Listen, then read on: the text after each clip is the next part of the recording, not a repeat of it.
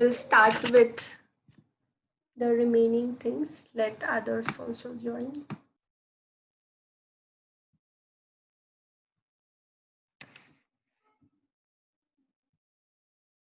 So Specific Relief Act, we have completed the first two parts, right? First part was preliminary.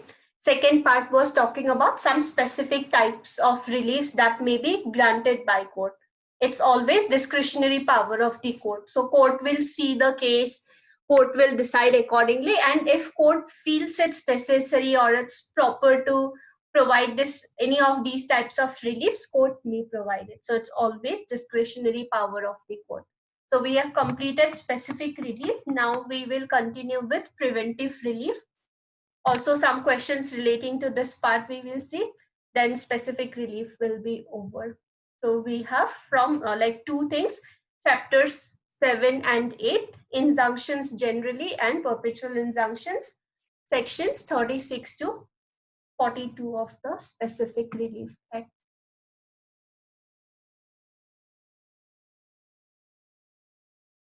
So the different types of specific reliefs that we have are recovery of possession of property, recovering possession of property.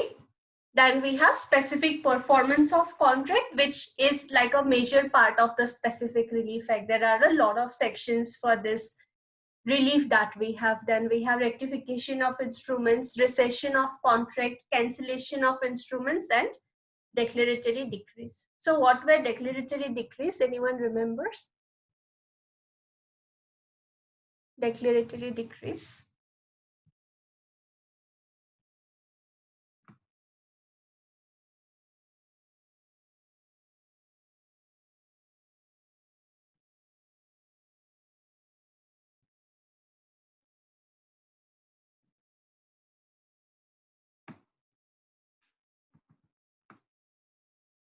So basically, court will make a declaration with regard to legal character or rights of a person, that being owner of a certain property, I have a right to maybe stay in that property, to sell that property, to gift that property to someone. Those are what? Those are rights that I am having. Or it may be some legal character also.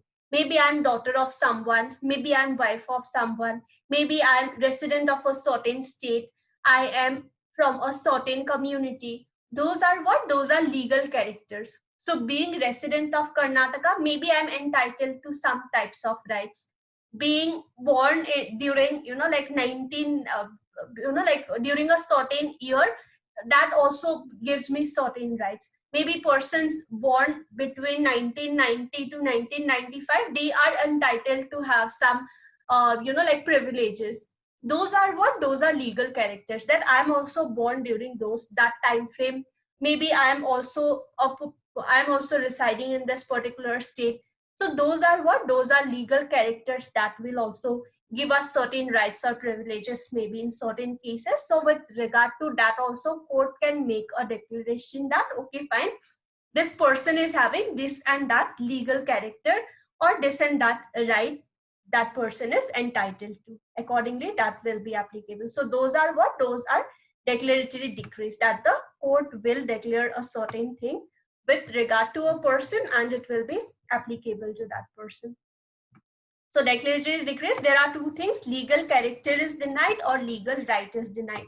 In both the two cases, person can apply for declaratory decrees. So those were all about the specific types of reliefs that we have. Now we have what? We have preventive relief, where the person will be prevented from doing something or violating a contract or something that is not like something that is not proper or that is not lawful, that will be prevented. So it is part 3 of the Specific Relief Act. We have 3 parts under Specific Relief Act.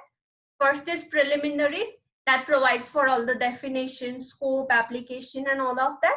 Second is we have specific reliefs, and third part talks about preventive relief. So it is part 3, and there are 2 different chapters that we have, 7 and 8. So what are preventive reliefs? Basically to prevent someone from doing any specific act that he is legally not authorized to do. For example, someone is doing a construction without following the guidelines. maybe to start with a certain business, I need to take permission or approval from the government or some department. I'm not doing that. So in that case, what happens? I may be prevented from continuing with that particular business. If I'm starting with some kind of a construction which is illegal construction, I'm violating the guidelines. In that case, also some injunction order may be passed, and I need to stop that construction there itself. I cannot continue with it. So what are preventive reliefs? That those are basically some kind of orders or directions passed by the court that will prevent someone from doing any specific act, which I'm not authorized to do. Otherwise, if I'm owner of a certain land, I have a right to start construction. I can build a house there, but I need to fulfill or follow the guidelines that should be followed. I cannot just construct it in whatever way I want. So if I'm not following those guidelines, injunction order may be passed against me. You will even see, like, while like if you go to any place also, right, any random place, you may see some like half constructed buildings will be there, some half constructed flats will be there. What happens is that sometimes you will see like they will write also with like black paint or something, they will even write that under injunction order so and so, construction of this building is completely stopped. So that case, you will know that, okay, fine, for this particular building, they were not following some guidelines. Maybe court has put an injunction order to stop this particular construction. Even there is one house just next to my home only. There is one park. Inside the park, they have constructed one house. I don't know it was for some office use or what, but there they have mentioned that under injunction order so and so, this construction is like stopped, permanently stopped, so they are not doing it. So like that person may be prevented from doing any specific act which he is not legally authorized to do. It may be because I do not have the qualification, I do not have the necessary approval, necessary permission, or necessary license, or whatsoever may be the case. I am not legally authorized to do. So any other examples where injunction order may be passed? Any example that you have seen maybe?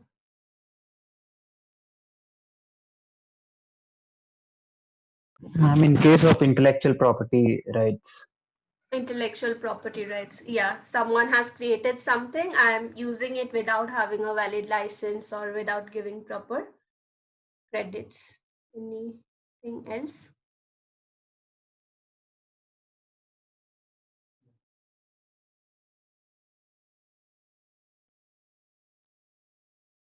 Anything else where you have seen maybe?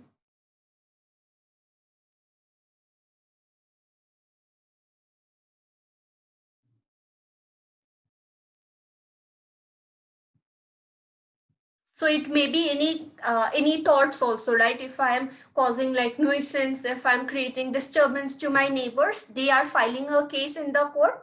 Maybe I will be compelled to pay damages, and along with that, court will ask me to stop continuing with that particular thing, right? So it can be anything, right? With regard to anything where I'm doing a certain thing which I'm legally not authorized to do. In that case, court may ask me to stop continuing with it. So with regard to injunction, we have two chapters, chapter 7 and 8. What is chapter 7? It talks about injunctions generally. As in some general provisions, it mentions with regard to injunction that will be applicable under Specific Relief Act. So what is the first provision we have is section 36. It talks about preventive relief, how granted. Again, same only for all the different types of reliefs that you will get under part 2 and part 3, all are what? At the discretion of the court only.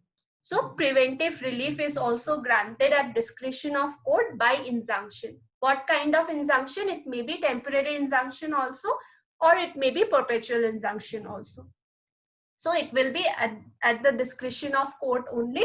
If court feels that in this particular case it's necessary to like pass an injunction order, court will do so. It's always at discretion of court. So try to remember this thing for all the provisions, right? All the provisions, it's always discretionary power of court only. So this question is like very common what kind of power is it based on which court may pass this particular relief. Always it's discretionary power of court only. So why injunction order is passed? Because sometimes monetary compensation may not be enough to provide justice to the other person. And also, even if we are providing monetary compensation, it will be for one specific time, right? If I'm causing disturbance to my neighbors and I was asked to pay compensation to the person, it's fine, I will pay compensation. But what if from tomorrow I again start continuing the same thing? That will not serve the purpose, right? So in such cases, obviously, court will pass an injunction order. So section 36 is one simple thing only, that it's discretionary power of the court. But section 37 is very important. So you can see what is section 37. It talks about two different injunctions, temporary and perpetual injunction. So temporary injunctions are such as are to continue until a specific time. So whatever I have made bold, right, that is important. So what is temporary injunction? It will continue for a temporary period only. It's only for a specific time for which it will be applicable until further order of the court, and may be granted at any stage of the suit and are regulated by the provisions of CPC. Again, whatever is mentioned under the Specific Relief Act, it's not exhaustive. It just mentions the provision. It just mentions that, okay, fine, this is the type of relief. Maybe recovering possession of property. But how that will be done? It will be based on the provisions of CPC. They are mentioning about injunction, how it will be given based on the provisions of CPC. So wherever the procedural thing is concerned, it will always be governed by CPC only. So what is temporary injunction? It will continue for a certain duration. Take for example, now you will see many cases, right? If you look for different judgments or different orders that have come, right, during this period, like courts are not taking up this normal matters, right? Maybe property dispute, land dispute, some recovery of money, some things like that. Those simple matters, court are not, it's not deciding at this moment, right? Maybe next date is some June 2021, July 2021, like that court has ordered. So they will always mention that whatever like interim relief has been granted to the parties, that shall continue. Whatever injunction order or whatever has been passed, that will continue. So that also you can take as an example. Take for example, a case is pending in the court. Court is yet to decide the matter, but court has passed a temporary injunction that we are yet to decide this matter, but until and unless a final decision comes, you should not continue this particular activity. You should not continue this particular business or something like that. So court may say that this temporary injunction will continue until we decide the matter finally. So during this time when this corona thing is going on, this order will continue. You need to follow this particular order until and unless this matter is decided. So those will be what? Those will be temporary injunction. For a temporary period, it will be given until and unless the matter is finally decided.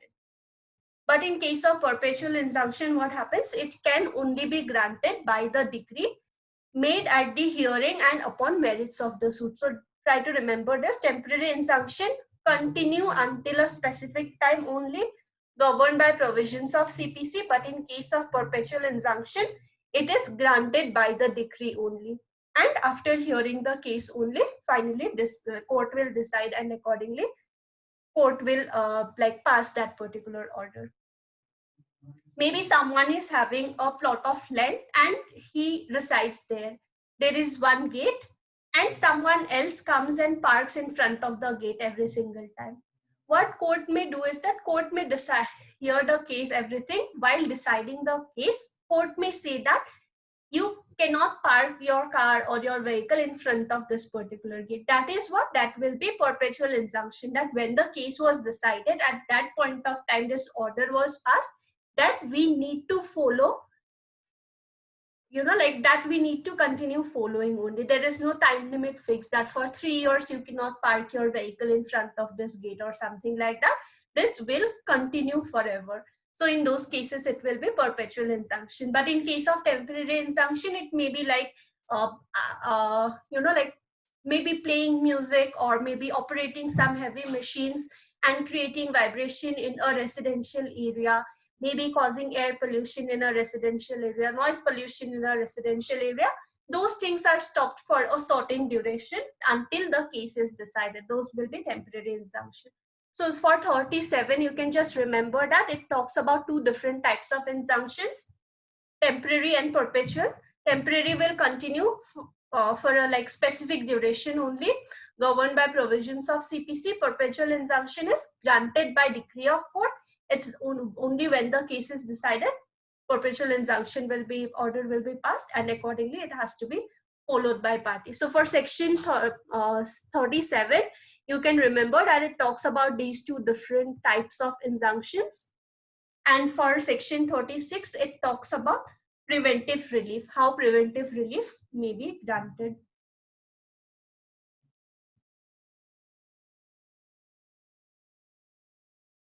So is this part clear, these two sections? Any doubts? For the perpetual injunctions, what is it regulated by? Or CPC only, because under CRPC they have not provided any provisions, right? So wherever the procedural part is concerned, it is always CPC only. any specific order or rule for that? Specific order or rule, okay. Order I need to check. I will check that and confirm, okay. So for this one, I mentioned it. For this also, I will check and let you know. So for whatever other reliefs also, you will get the provision where, like procedural part is not mentioned, always it's CPC only. So there was one question also, like the procedures of the specific relief act, right, under which it is governed. So there were options also. So even if Indian Contract Act option is also there, you will select CPC only, because it's like an extension of Indian Contract Act. Indian Contract Act is saying about the basics, then it is talking about some additional reliefs that are available, but those will be governed always by CPC only. So don't confuse between whether it will be Indian Contract Act or CPC, it's always CPC only. So for chapter 7, we have only two provisions that talks about injunctions, how it will be given, and the two different types of injunctions it mentions. Now next is chapter 7 that mentions in detail perpetual injunction. So when perpetual injunction can be granted.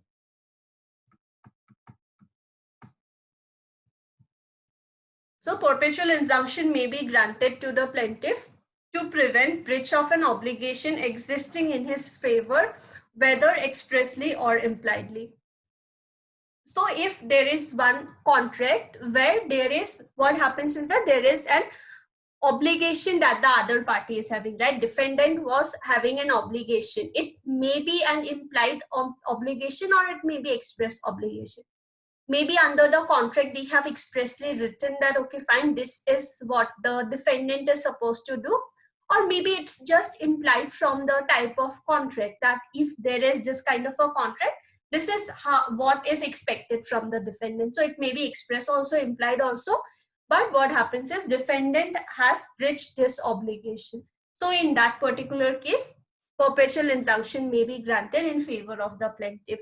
So this obligation that we are talking about, it will be what? It obligation means legal obligation only, which can be enforced in court of law. Whatever obligation is, like coming out from that particular contract or that particular clause, it should be what? It should be a legal obligation that the defendant was having and he failed to perform it. So in that case, this injunction order may be passed by court that you are having this particular obligation and you should perform it accordingly based on it.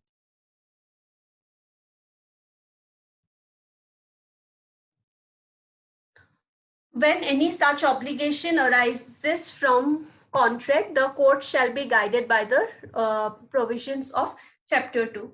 Now, what is chapter 2 of the Indian Contract Act again? What is chapter 2?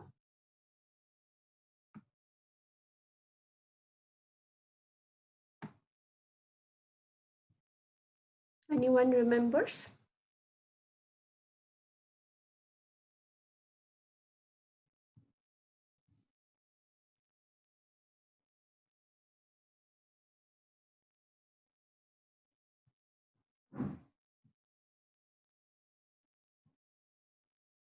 What was the second type of relief that we have under Indian Specific Relief Act?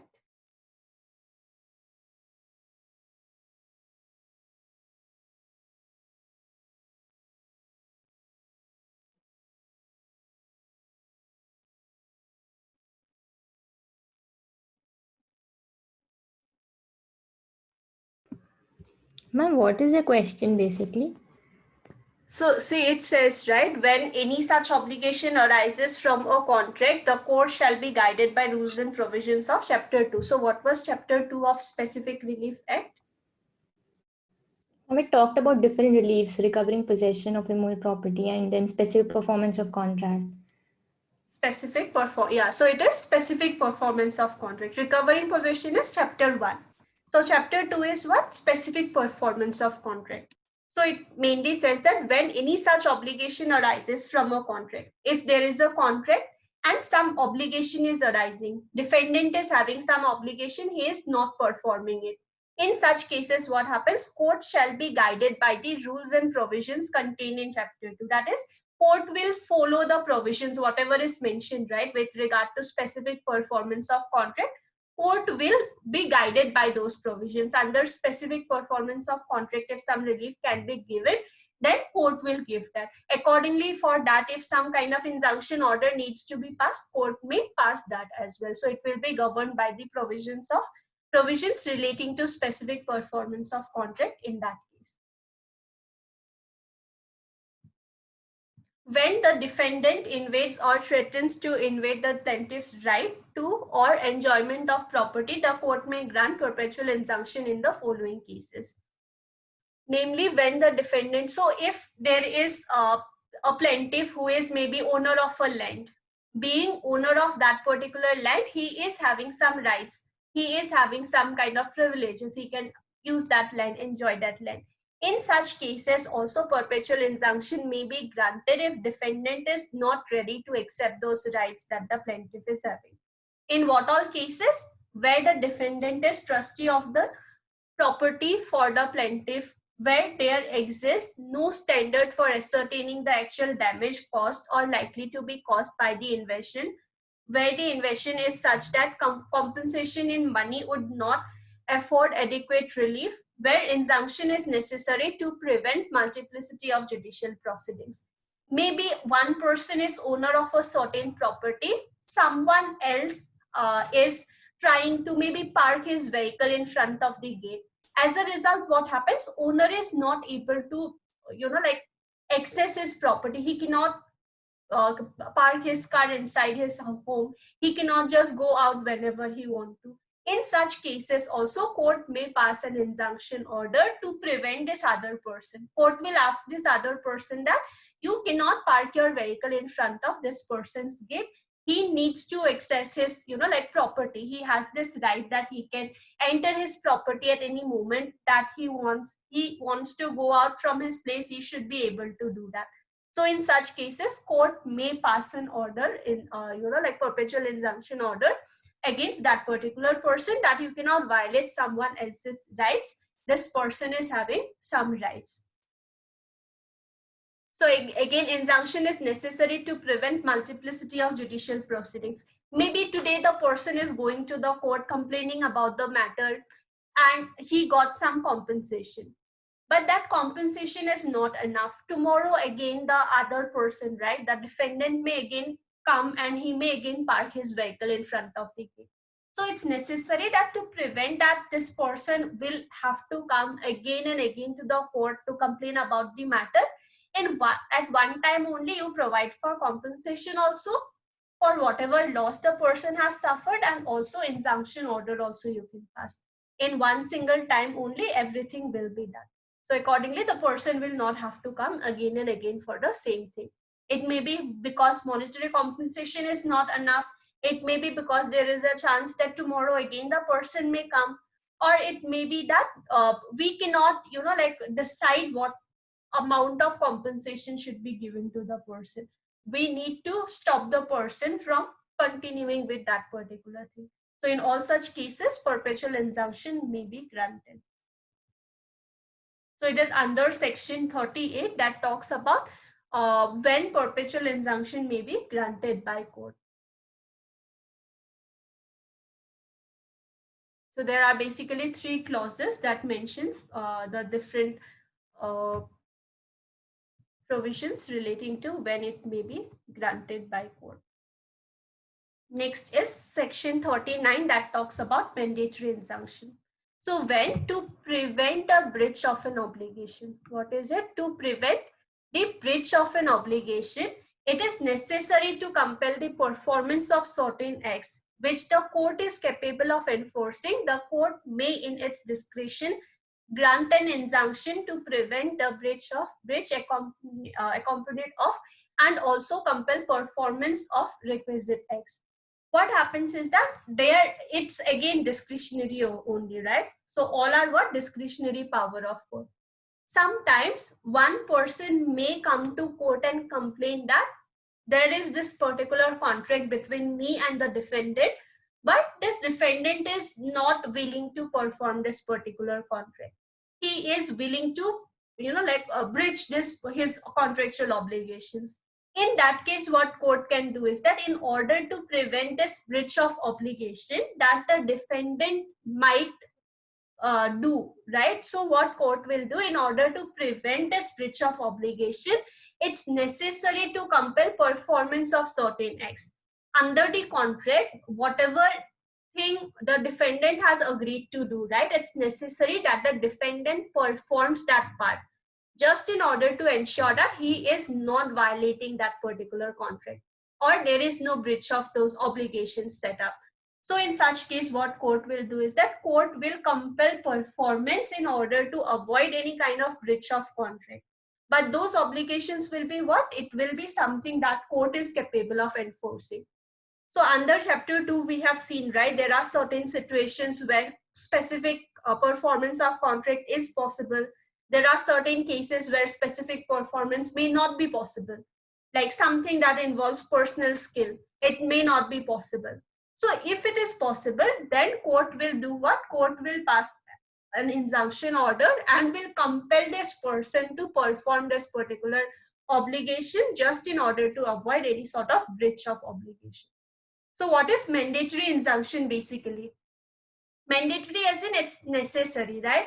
Why is it necessary? It is necessary to prevent breach of an obligation. So there are basically 3 types of injunctions that this act mentions. First is your temporary injunction, perpetual injunction, and mandatory injunction. What is mandatory injunction? The name itself makes it clear, right? Mandatory as in it's necessary, right? Why is it necessary? It's necessary to prevent breach of an obligation. What kind of obligation? Under some contract, the defendant has promised to perform it, but now he is not willing to perform it. And that obligation is something which the court is capable of enforcing. As in, court can pass an order for performance of that particular obligation. So in that case, court will pass an injunction order and will, make the person perform his part of contract. Why? Because court wants to prevent breach of obligation that he has agreed to perform under the contract.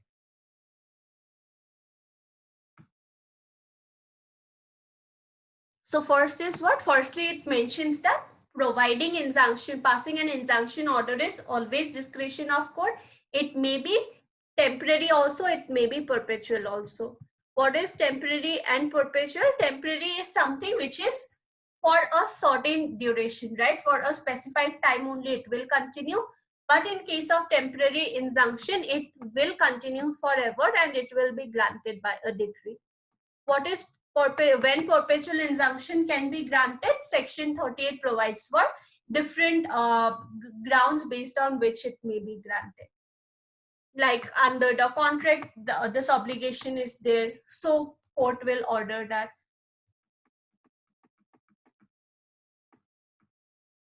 or plaintiff's rights someone else is violating or not recognizing, court will order that. And there is then mandatory injunction that section 39 talks about.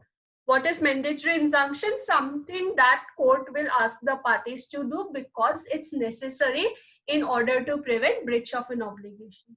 And it should always be something which the court is also able to, like ask for performance. Take for example, if it is something which is like a continuing duty that we also saw, right? One case was also there. That's something which will continue forever. Maybe providing a proper bill, not charging some taxes, unnecessary taxes and all. Court cannot look every single month. Court cannot come and check that bill is proper or not. For continuing duties, court may not ask for specific performance of contract. So those will be exceptions, but otherwise, if it is possible, then court should ask for performance of that particular obligation just to ensure that there is no breach of contract. So this is an example also. So A willfully abstained, obtained some portion of B's land while constructing his wall. While the construction was in progress, B goes to court complaining about the same. Court may grant injunction to stop the construction, along with that to demolish the already constructed part. So maybe there are two persons who are neighbors, okay, A and B. Both of them are owners of two empty plots of land. A started construction. Firstly, what he started with the boundary wall. But while constructing that wall, what he did is that he tried to obtain some portions of his neighbor's land. So he had to construct, he was supposed to construct his wall here. He tried to construct it over here. This neighbor filed a case in the court saying that this person is trying to obtain some portions from my land. So what court will do in this case? Court will pass an order that you should stop this construction work. But along with that, court will also say that you should demolish this already constructed wall that is there. Why? Because it is necessary in order to prevent some harm that the other person may suffer. So mandatory injunction is when it's necessary to do, like avoid any sort of breach of contract or breach of obligation or something like that. That court will pass an order, injunction order. So that will be mandatory injunction under section 39.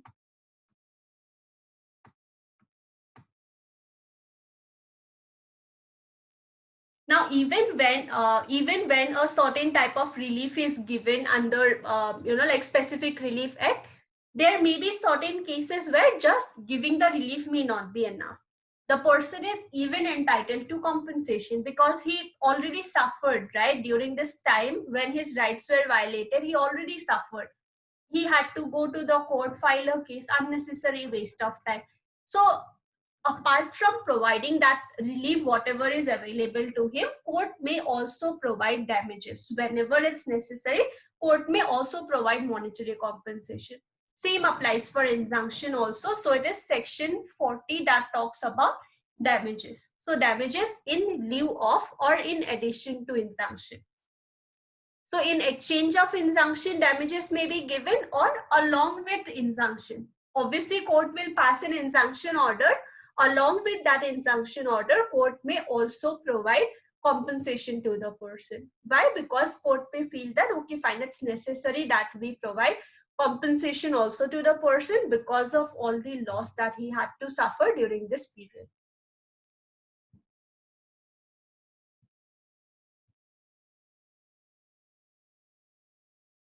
Now take for example, there is one like a residential area, okay?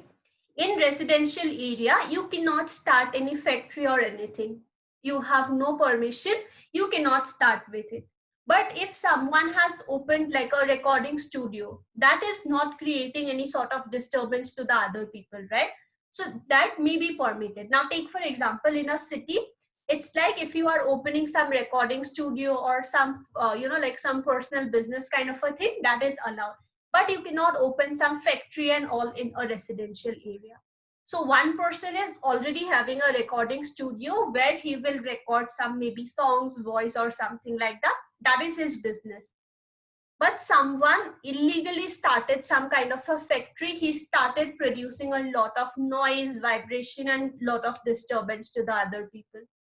So this owner of this recording studio, he filed a case in the court complaining about this factory. Now, obviously, court can pass an injunction order, right? Court can say that, okay, fine, you don't have permission to start this factory, so you should stop this factory right now, right now. In that case, what happens? Already this owner of recording studio, he suffered loss, right? Maybe it was for 2 months, he suffered loss.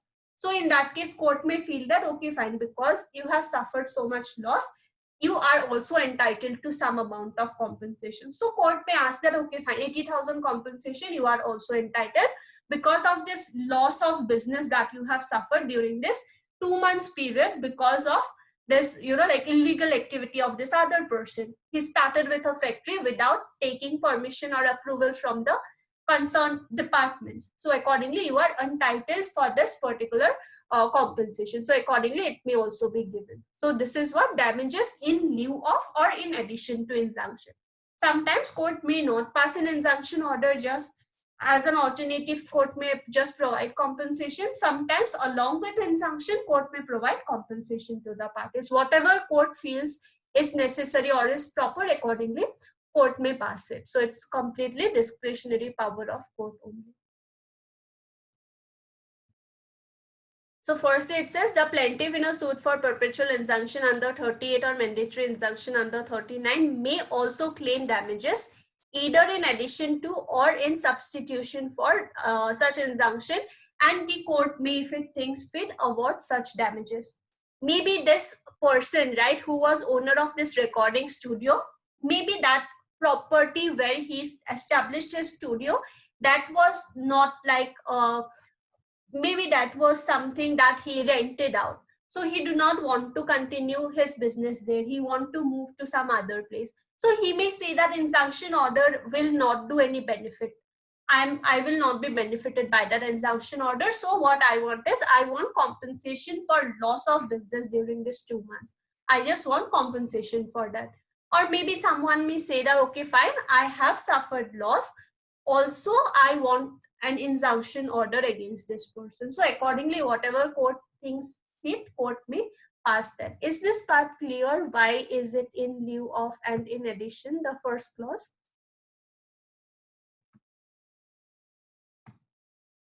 First clause, is it clear or you have any doubts?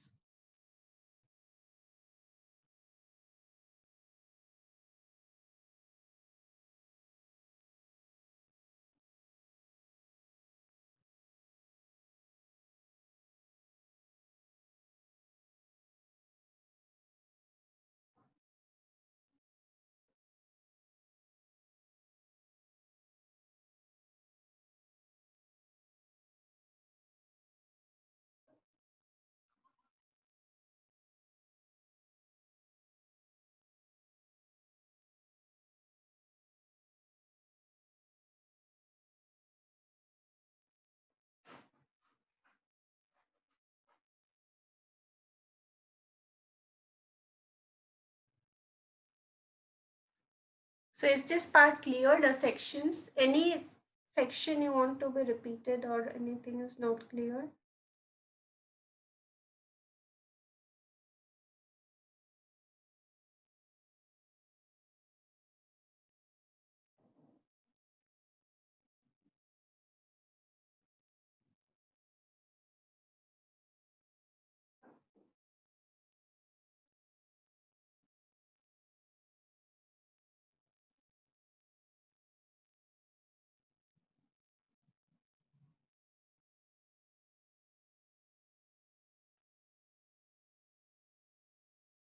Anyone? It's pretty clear. Okay.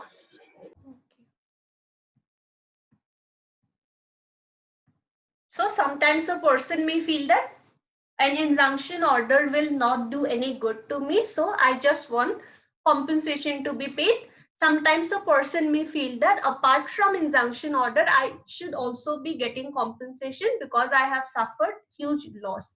So accordingly, the person may claim only injunction, or only damages, or like both together also the person may claim. No relief for damages shall be granted under this section unless the plaintiff has claimed. So this provision we already got in another type of relief also, that unless and until a person is claiming for it, it should not be granted. So unless and until the person is claiming for damages, that should not be granted. Even for specific performance of contract also, unless and until the person is asking for compensation, that should not be granted. But again, there is another provision is also there, that if a person is not asking for it and court feels that he should be getting compensation, court may also allow him to make changes in the plaint and he can accordingly ask for it also. So at any stage of the proceeding, court may allow him to make changes in the plaint. Court may say that you are also entitled to compensation, so you can mention that as well. So accordingly, the person will make changes and he will be entitled to it. The dismissal of suit to prevent the breach of obligation existing in favor of the plaintiff. The dismissal of a suit to prevent the breach of obligation existing in favor of the plaintiff will bar damages. So if one person files a case for injunction, okay, that court should pass an injunction order and court should ask this person from, like court should not allow this person to, like violate this part of contract, his contractual obligations. Court should pass an injunction order. If I am going to the court and I am filing a case that you should pass an order against so and so person and you should stop this person from violating his contractual obligation. But what court does is that court dismisses my application, my case. So in that case, second time I cannot go to the court and say that, okay, fine, if you are not providing injunction, that is fine, you at least provide me compensation. I should be entitled to damages. I cannot go to the court second time. Why? Because my case was already dismissed by court. If court felt that I was entitled for damages and I'm not entitled to get a injunction order, court would have asked me at that moment itself, right? That, okay, fine, you are not entitled to ask for this, you can ask for compensation. But court did not do that. It dismissed the case. That means what? Second time I should not again go for the same matter, because it is not something that, like where I'm entitled to damages. Otherwise, court would not have dismissed the case at the first place itself. So this is what the provision is under section 40, that along with the injunction, I can also ask for damages. It can be only damages, or along with injunction, I'm asking for damages from the court. Unless and until I'm asking, court will not provide it. But even if I'm not asking, court may give me a chance that you should ask for this compensation as well, because you are entitled to that. Accordingly, I can make changes and I can claim for it. Once if my case gets dismissed, when I'm asking for injunction order, second time I cannot again go filing a case for damages. So that is about section 40 that we have, that talks about providing damages. So even if it is relating to injunction, we are also entitled to damages under this type of relief.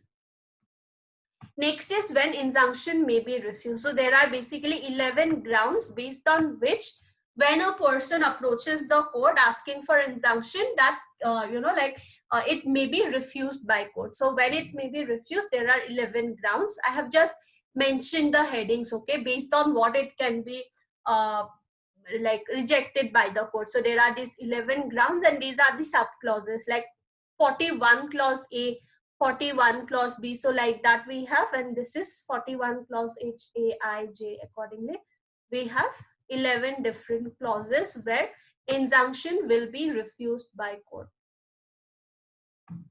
So what are these? Injunction may be refused by court. Firstly, it says to restrain any person from prosecuting a judicial proceeding. So sometimes what happens is that I cannot go to the court, file a case for injunction in order to prevent another person from, like filing a judicial proceeding. I cannot do that. Take for example, A files a case and decree was passed in his favor. When A wanted to execute the decree, B cannot file a case. B cannot go to court and say that A should not be allowed to file this case for execution of that particular order or execution of that particular decree. Why? Because it is something that he is legally entitled. So if he judicially wants to go against this person, we cannot say that he should not be allowed to file this particular case. Why? Because this person is having a right to ask for it. But it can be done if it is to prevent multiplicity of proceedings. If some matter is pending in a court, and then I'm again approaching some kind of other statutory bodies, some other different bodies, 5-6 different bodies, in that case the party may say that this person is filing 5-6 different cases in under different bodies of the same level, and order should be passed against this person that he or she cannot be filing so many cases for the same matter. But otherwise, if legally I am having a right, someone cannot file a case asking for an injunction order, that I should not be allowed to, take that legal help that I'm entitled to. Also, injunction will not be granted against a person from instituting a case in any court which is not a subordinate court.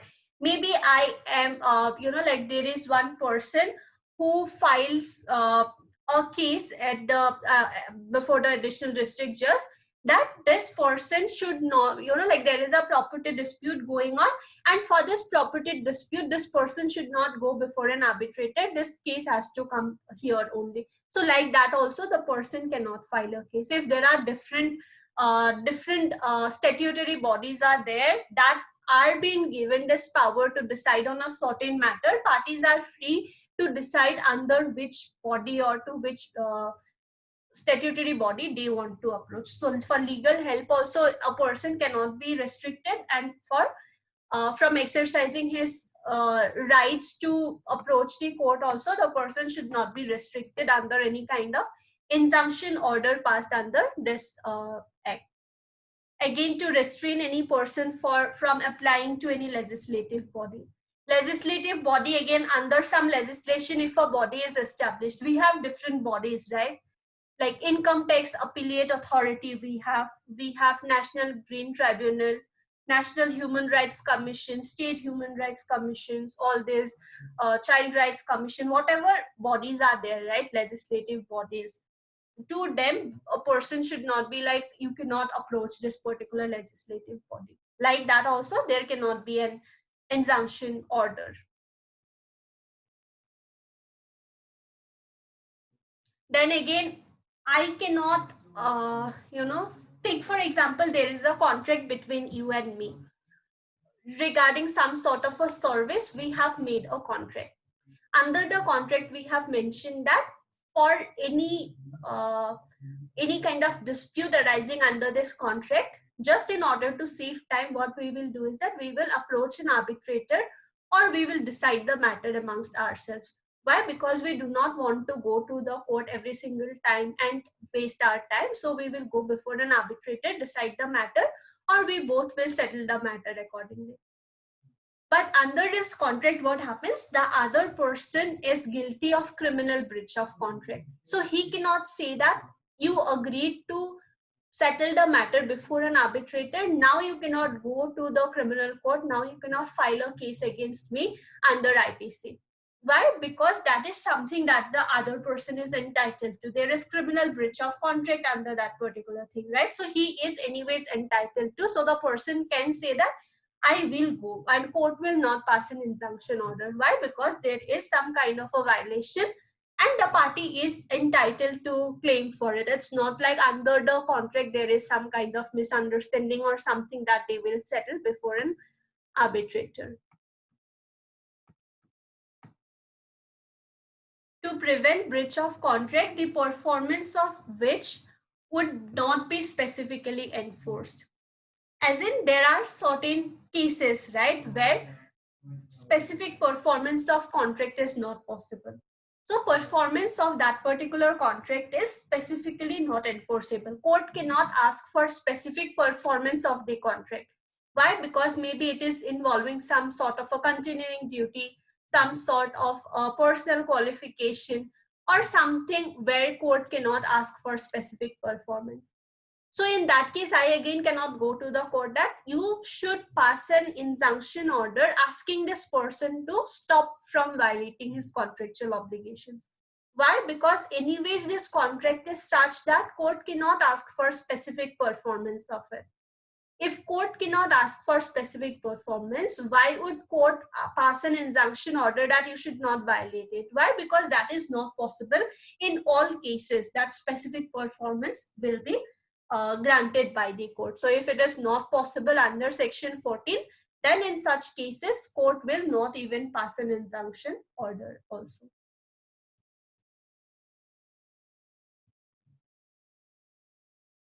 Next is to prevent on the ground of nuisance an act which is not reasonably clear that it will be nuisance.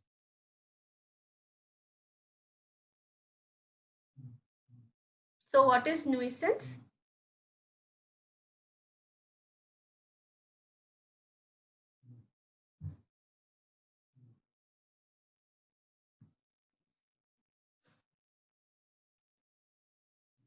Anyone? What will be this clause, this provision? When injunction cannot be granted relating to nuisance.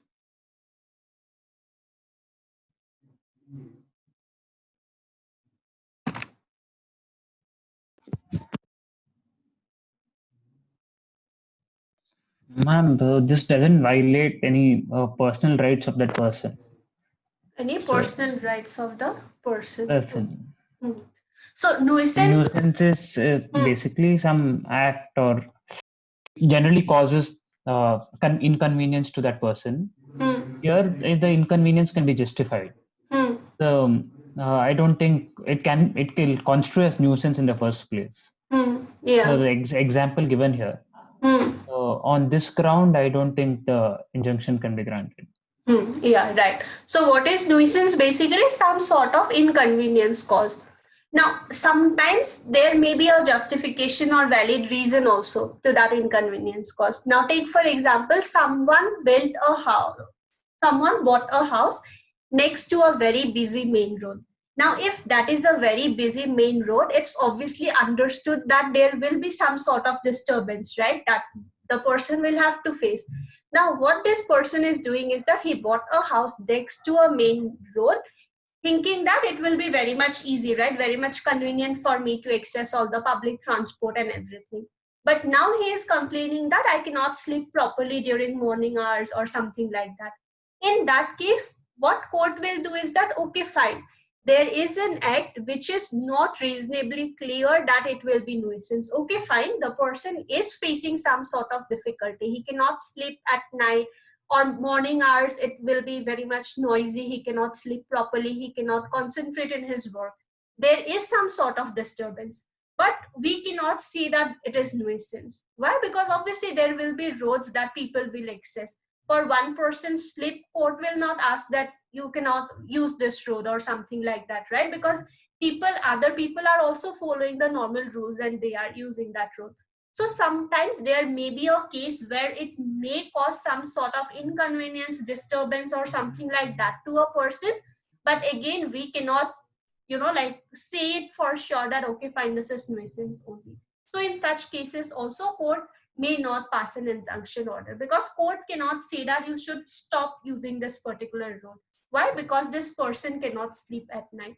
If it is like a hospital is there or something, maybe court will put some boards that you cannot, like a horn is not allowed, or you cannot, like park your vehicle, you cannot stop in this particular place near, basically like high courts and all these government officers building and all, right? You cannot stop your vehicle, like before governor's office or like residence, you cannot stop your vehicle. Those kind of like directions may be given by court, but not for every single case where it is causing a disturbance. So even if it is causing nuisance, court cannot pass an injunction order because we cannot say it for sure that, okay, fine, it is causing some sort of nuisance only. Then when court cannot pass, to prevent continuing breach in which the plaintiff, like there is a continuing breach is there, but it is something where the plaintiff has not, like raised his concerns before. Plaintiff accepted it even though there was continuing breach. So you can take an example that one person is having a plot of land and there are two different gates. So this plot of land is there, here is a gate, there is another gate. If someone, like uses these two gates, they can reach the railway station very, like it's like a shortcut to the railway station. So what people are doing is that they are using this plot of land, they are using these two different gates to reach the railway station, and the person is also not complaining about it. So what happens is that it has become like a walkway, everyone is using it to reach the railway station, and the person was not protesting also. Few years later, what happened? Government decided to widen some roads and acquired some private properties also by paying compensation. The person came to know that this walkway is also proposed to be, like acquired by government to widen the road, but he did not oppose or ask for compensation because government thought that it's a walkway only, it's not a private property. They did not provide compensation and the owner also did not ask for it. Road was constructed, people started using it. After 4 years, he approached the court that the injunction order should be passed because my right is being violated. They have made this a road, people are using it. In that case, court will not provide it. Why? Because even if it was your right, you should have complained about it at that point of time only, or you should have at least asked for compensation. That time you were not having any problem. After 4 or 5 years you are coming. So there should be a justification also regarding the time frame. So otherwise court will not provide even if it is a continuing breach. Since a long time it is happening, you were not complaining during this entire while, now suddenly you are coming and complaining about it. So court would not pass an injunction order in such case as well.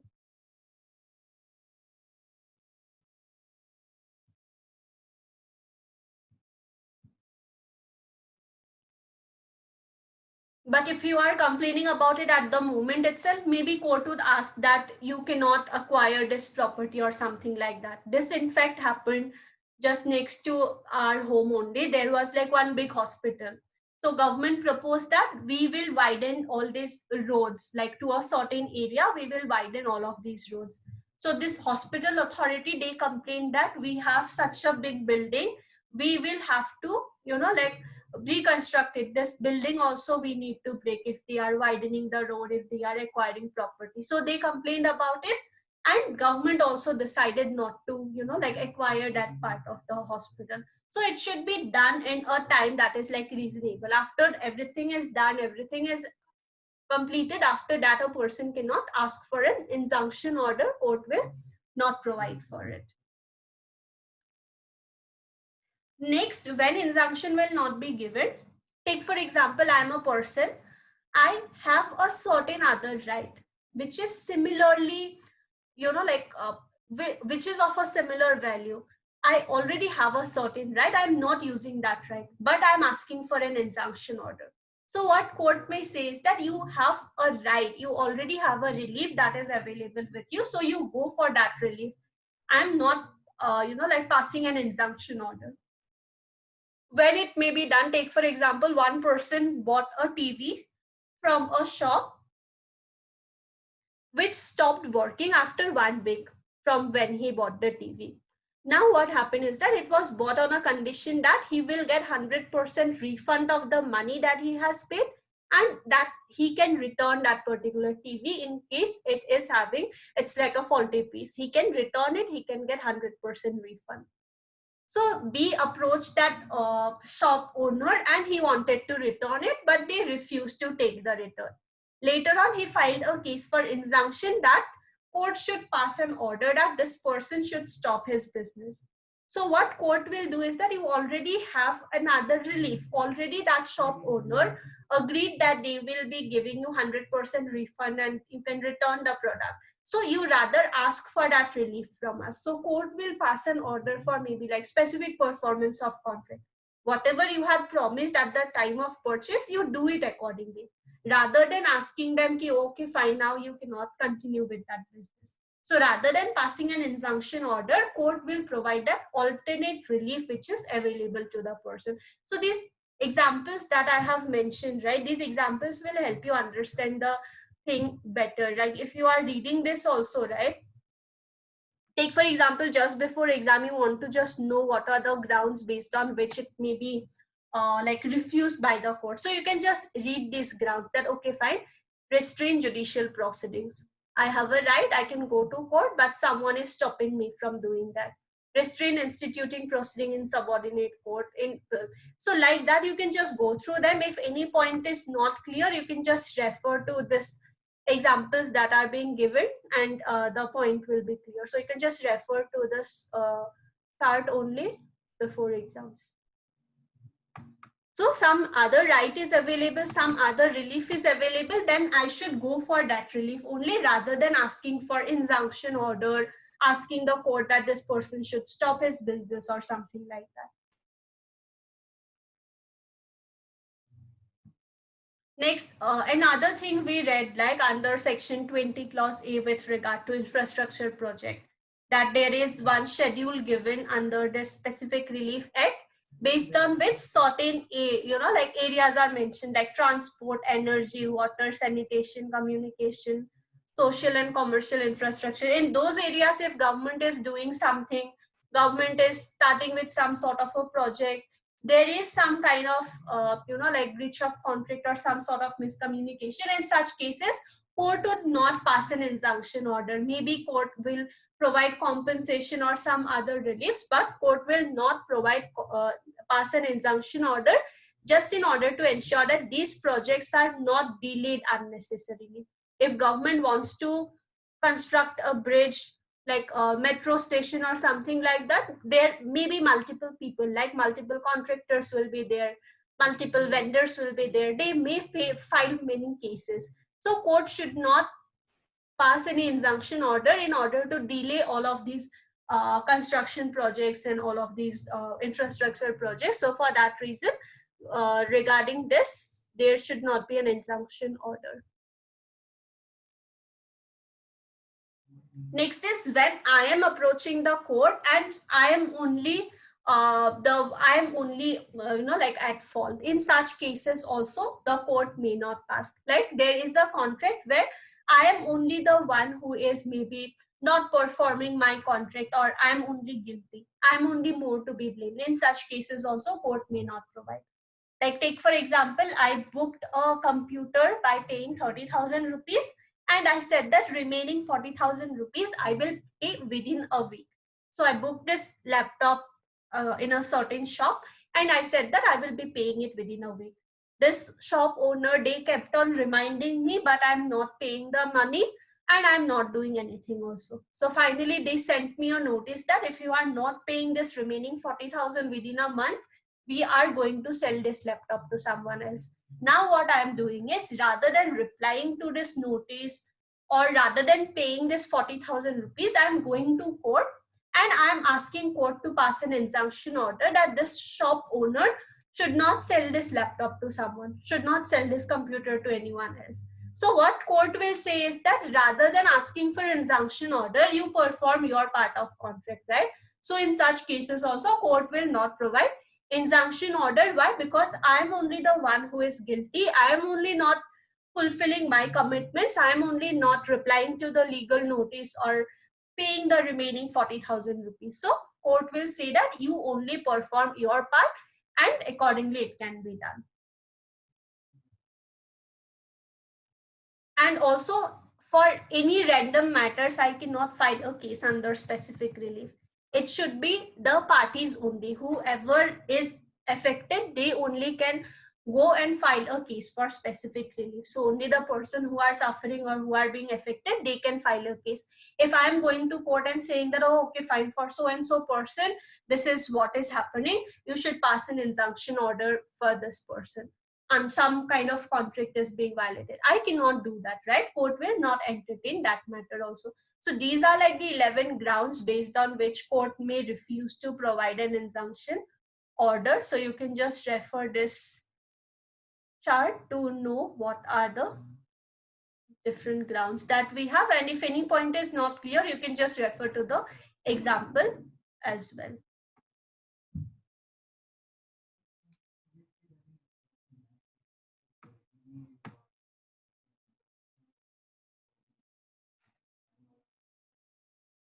So section 41, is it clear, the sub clauses?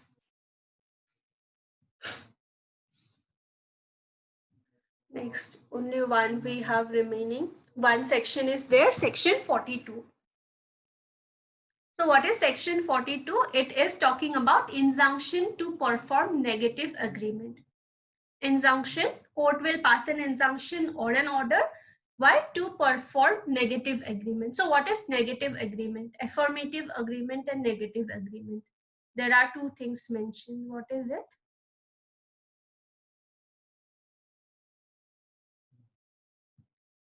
Affirmative agreement and negative agreement.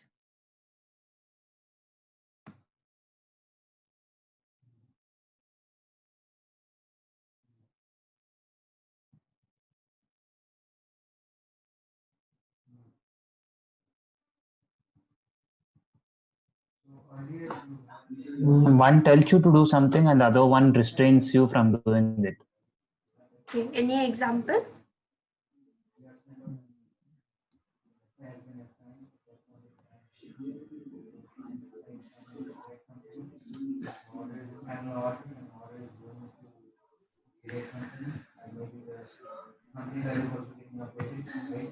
So there are two things, right? Affirmative agreement and negative agreement. But it is what under the same agreement, it involves both affirmative agreement also, negative agreement also.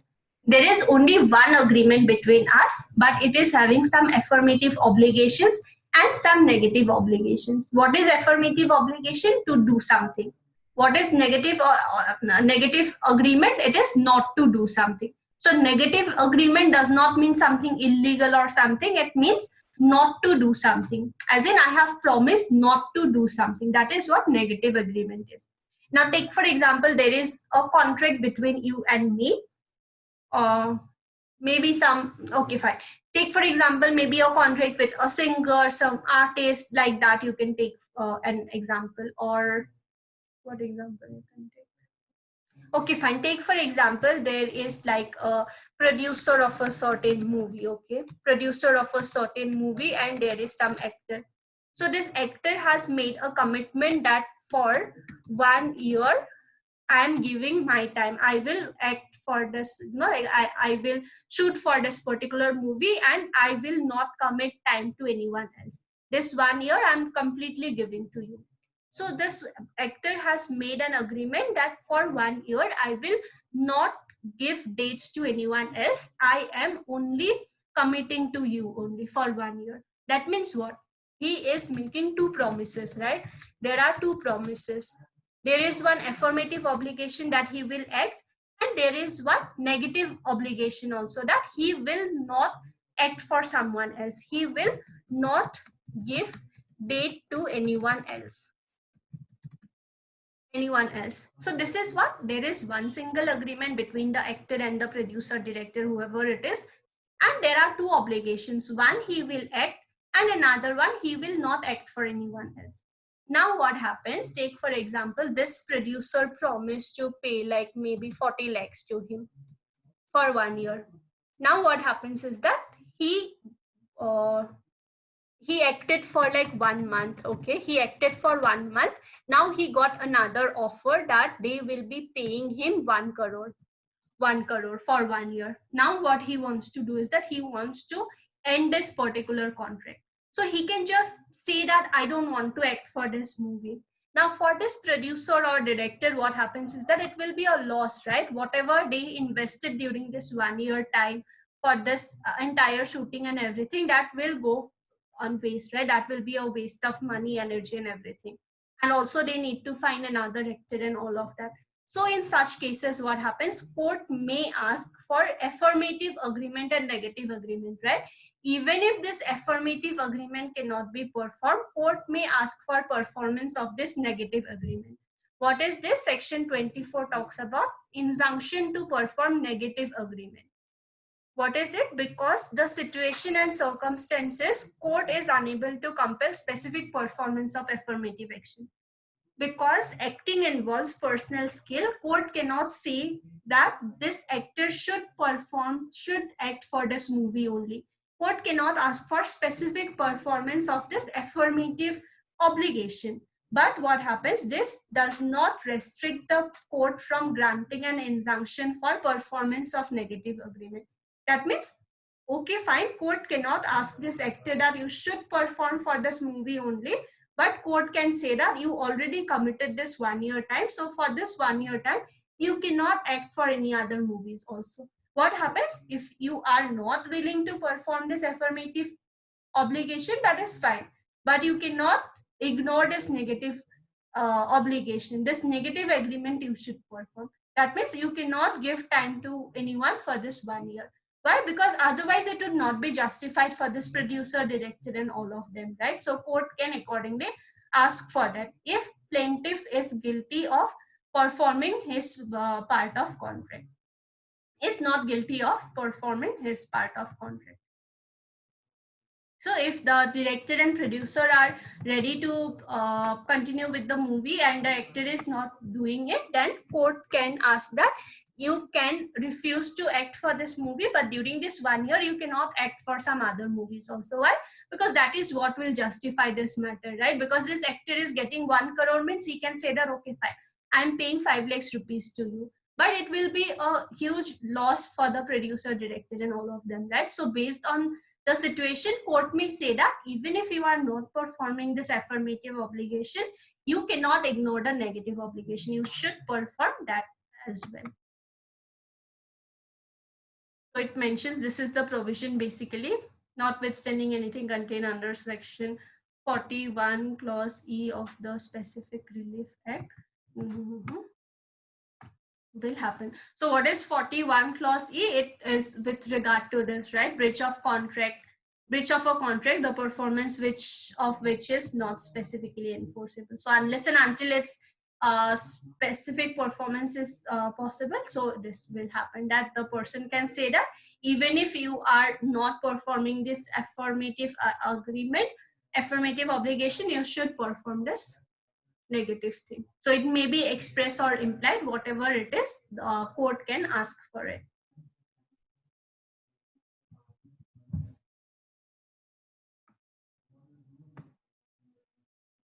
So is it clear, section 42? Any part of this act not clear? It's clear, ma'am. Okay.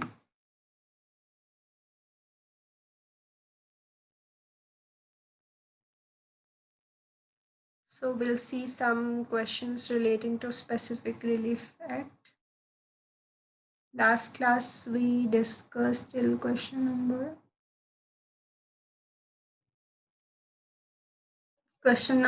24. Okay, till question number 25 we discussed. Now 26.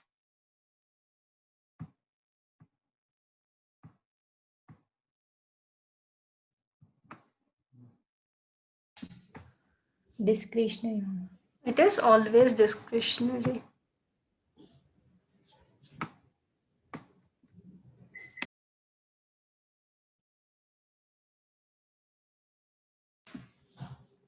Declaration.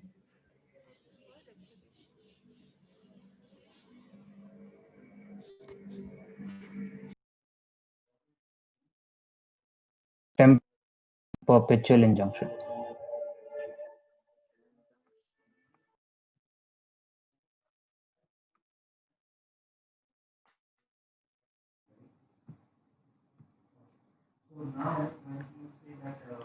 Plaintiff and to prevent the breach of an obligation. Yeah, to the plaintiff to prevent breach of an obligation existing in his favor. .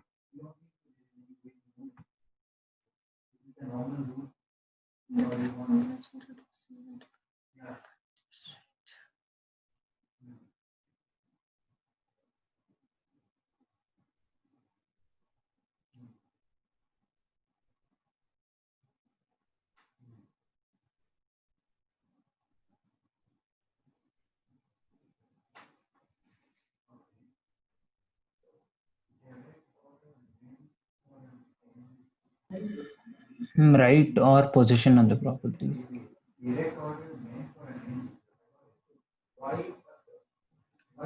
Is it?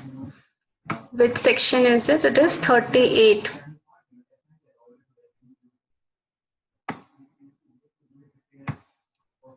So it says 38 clause 3. It says when defendant invades or threatens to invade the plaintiff's right to or enjoyment of property, the court may grant perpetual injunction. So if his right has been refused or enjoyment of property, first one will be the correct option. It is 38 clause 3. Right to or enjoyment of property. In that case, it can be granted.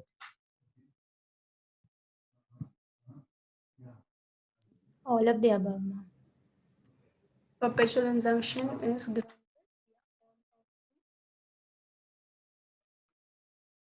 of the above.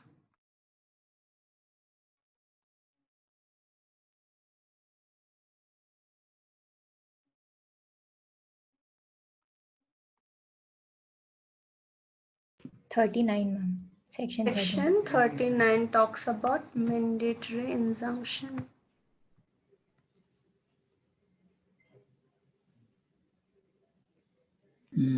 Again, discretionary power, ma'am. Section 39. Yeah. Again, discretionary power of the court.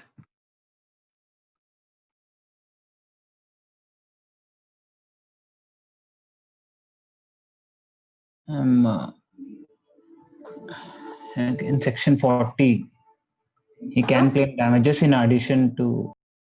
In addition to or in lieu of injunction also.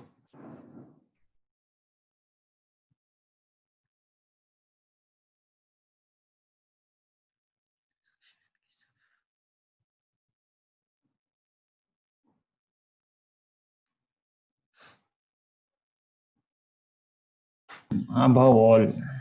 It is above all court can provide for it.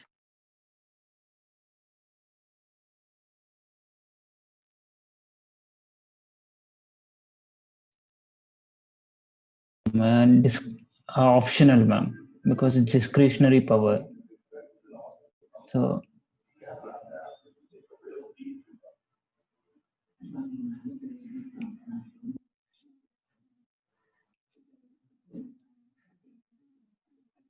prohibitory.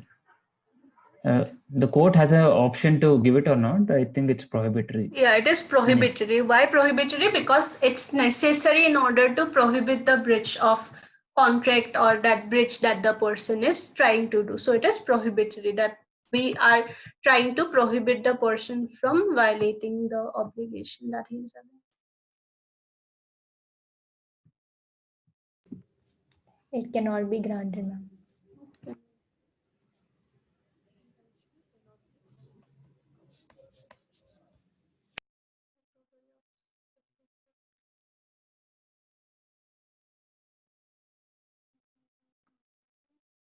I think section 5, ma'am.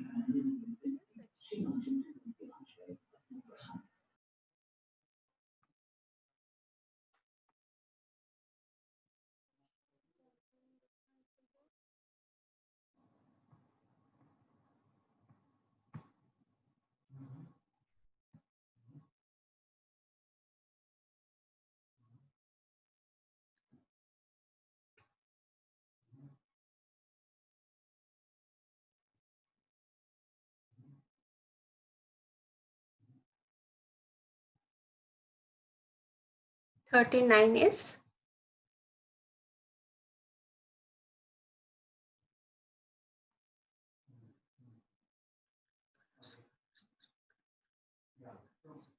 I got a point. So, does that would restrict, in this case, let's say you have one order, which is a paper, you can assign it to yourself. Other users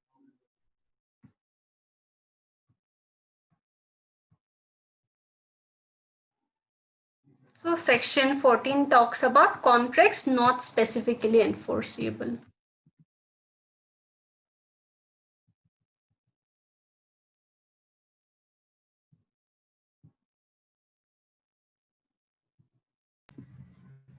Yes, ma'am. Yes, ma'am. He can file a. Yeah, it is. Yes. He can file a suit under Specific Relief Act.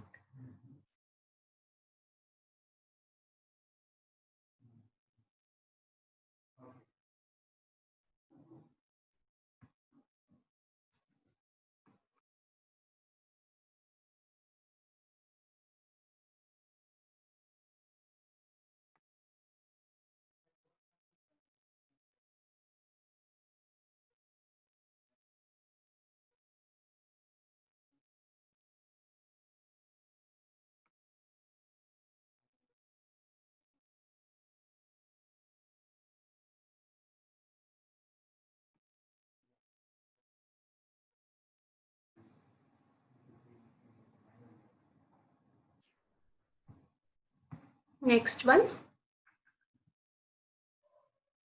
It is the first one, power to grant relief for possession, partition, refund of earnest money, etc. If a person is filing a case for specific performance of contract, in that only he can say that apart from maybe selling this property to me, gifting this property to me, you also should hand over possession. You also should divide this property. You also should refund this advance payment or earnest money that I have paid. So all of that also the person can claim in the same case itself.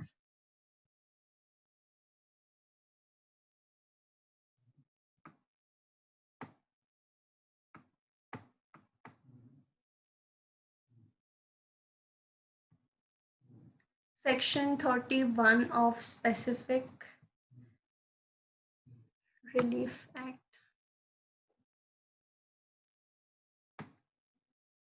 This is relating to cancellation of instruments.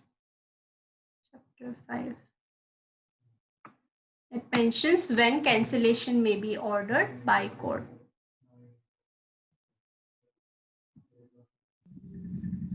There are Three three types of injunctions. Ma'am, so temporary and perpetual should be considered as two, or because it comes under the same section and the bracket? Yeah, same section, but it is two different types. Because one is like for the time being it is given, one is permanently it is given. So two only we will consider that.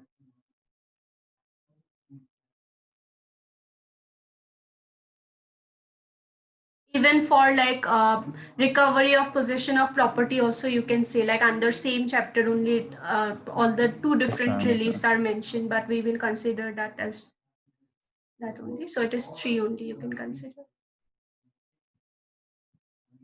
Question number 44. Court shall be guided by the most specific relief act. The minimum amount of compensation. What will be this one? 44. It is section 73 of Indian Contract Act that mentions regarding calculating the amount of compensation.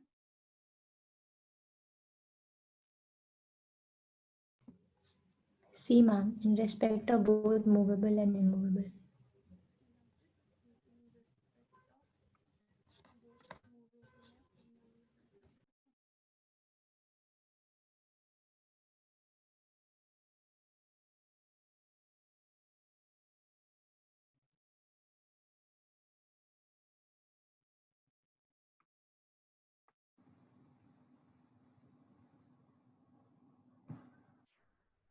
Next one, Specific Relief Act.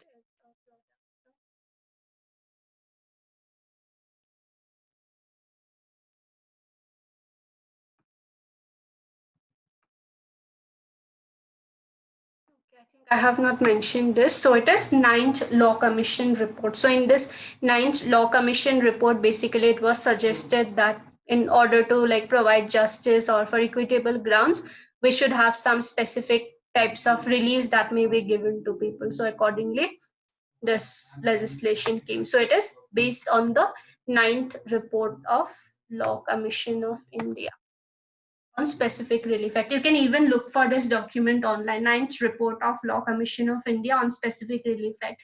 You will get one PDF also. There you can just search specific relief. There you will see what were mentioned in that particular report regarding providing different types of specific product of 9th Law Commission of India report. Against a private individual only, because you can't file it against the government. Yeah, you can't file it against the government. The government is acquiring whatever based on the legislation or provisions, whatever compensation they are providing, that will be entitled. 48.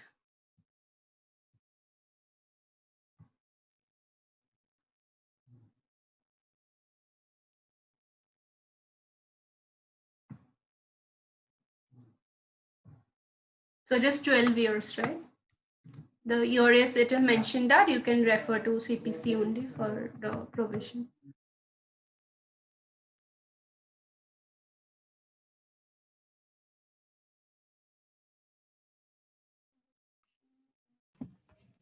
Discretionary.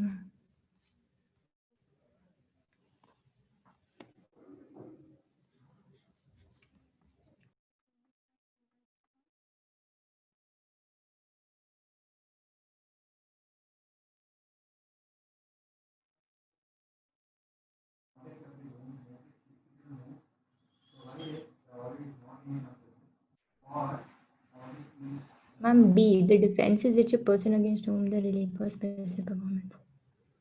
Even if a case for specific performance is filed, whatever reliefs I am otherwise having, I can ask for those reliefs or those defenses. Those will be applicable even then.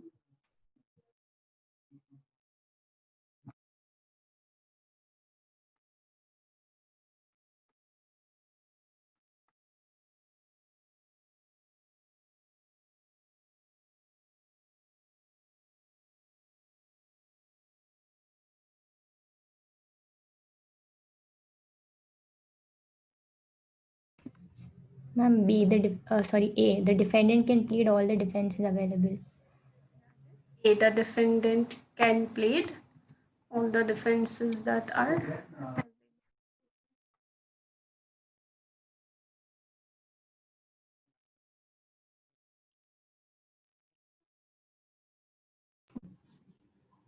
By the decree. By the decree.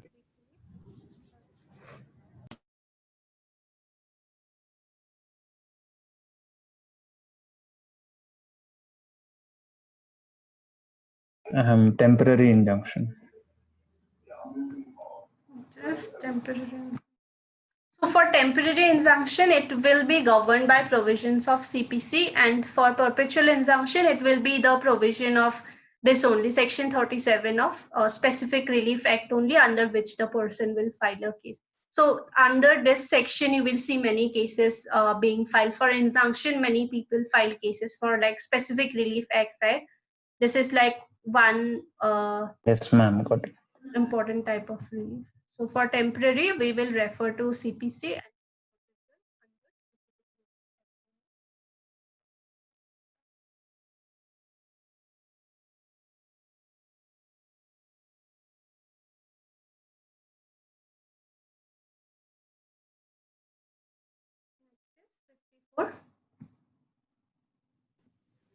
CPC, ma'am. CPC, ma'am. Yeah, it is regulated by CPC. So for most of the other things, it is regulated by CPC only for calculation of this thing, right? Indian Contract Act, what amount of compensation is to be paid. For that only it is section 73 of the Indian Contract Act. Only for this one, Indian Contract Act is mentioned. Otherwise, wherever you will see, you will get CPC only. So fine, and these were the questions that I got from the previous year papers. So I will share this document with you. You can go through. Yeah. Regarding this recovery of possession of property, so I'm confused with the sections. 5 is movable and 6 is immovable, or vice versa? So these are the sections. 5 and 6 are relating to immovable.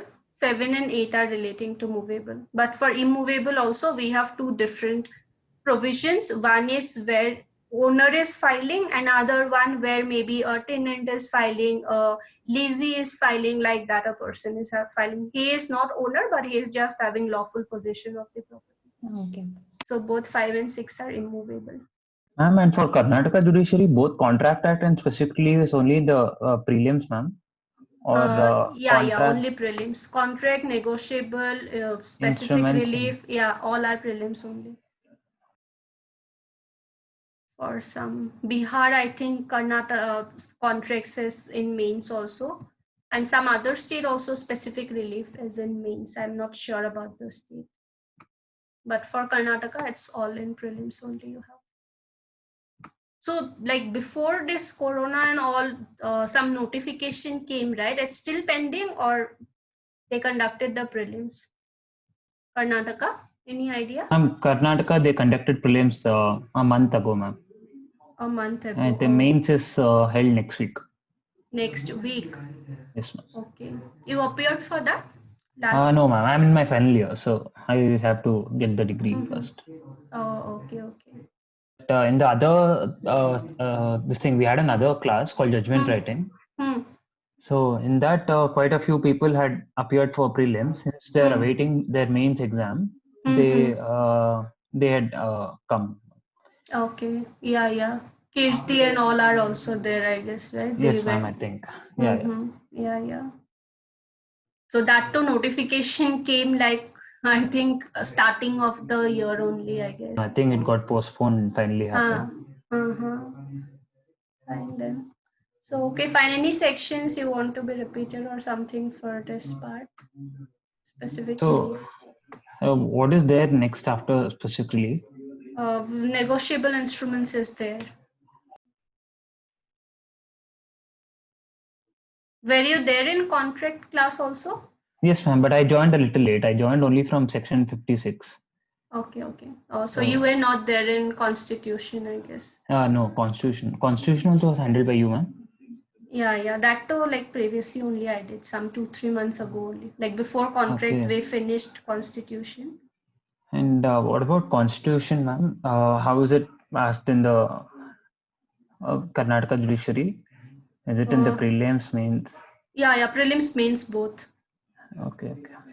Both, like mains we discuss some questions and all also. For most of the states, like constitution is in mains only, main subject, right? So that you need to prepare accordingly. Okay, fine then. So we are ending this class here. Okay, specific relief act is over. So I will share this document. You can just go through this, right? So you can just go through this part, that what are the different types of reliefs, under which all sections these are provided. Now take for example, you do not know under section 5 whether it's movable or immovable property. But what happens, a question is given, which section of the specific relief act talks about movable property. Okay, now you are not sure whether it's section 5, 6, 7 or 8, but you know that it's in between 5 to 8. They have given options. Take for example section 5, section 9, section 16, section 30. In that case, even if you know these things, right, you will be able to answer that question. So first of all, try to remember these things. Then, like, depending on how much you can remember the sections, because most of the questions are from sections, right? If you see the questions, so you can accordingly look for these also, and the different sections also. And I think that if you like go through this one time, then looking at this chart only should be enough for you, because they are not asking in detail, right, that okay fine, injunctions will be refused, in what all cases injunctions may be refused, just points they are asking, right? They are not asking act of nuisance, not very clear what does that mean in detail, they are not asking anything. So just looking at these charts only should be enough for prelims part. Okay. So fine then, for Saturday I think we have a class, so that time we will start with Negotiable Instruments Act, and accordingly we can continue. So we are ending this class here, okay? Thank you, ma'am. Yeah, thank you. Thank you, ma'am. Thank you.